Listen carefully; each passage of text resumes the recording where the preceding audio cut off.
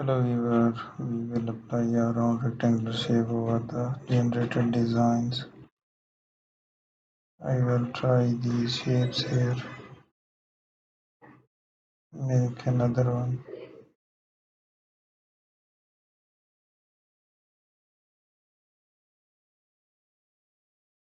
So there we will apply the changes, make a new design here.